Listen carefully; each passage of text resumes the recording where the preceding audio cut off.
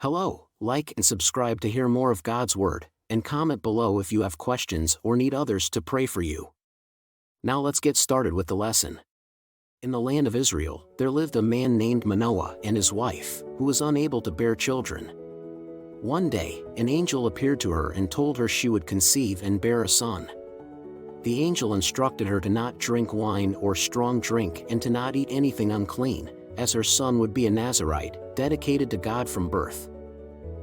The woman told her husband about the angel's visit, and Manoah prayed to God for the angel to return and give them more instructions. God listened, and the angel appeared again to the woman. She hurried to get her husband, and when he came, he asked the angel what rules to follow in raising the child.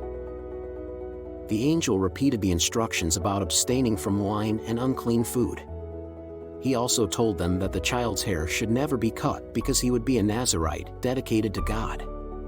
Manoah and his wife followed the angel's instructions, and soon the woman gave birth to a son, whom they named Samson. As Samson grew, God blessed him, and he became very strong. One day, as Samson was traveling to a nearby town, a young lion attacked him. The Spirit of the Lord came upon Samson, and he tore the lion apart with his bare hands. Later, when Samson passed by the same spot, he found that bees had made honey in the carcass of the lion, and he ate some of it. Samson eventually fell in love with a woman named Delilah.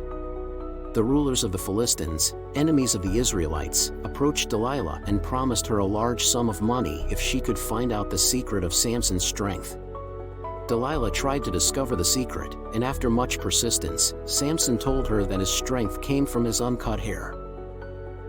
While Samson was sleeping, Delilah had his hair cut, and the Philistines captured him. They gouged out his eyes and forced him to grind grain in a mill. However, Samson's hair began to grow back, and with it, his strength returned.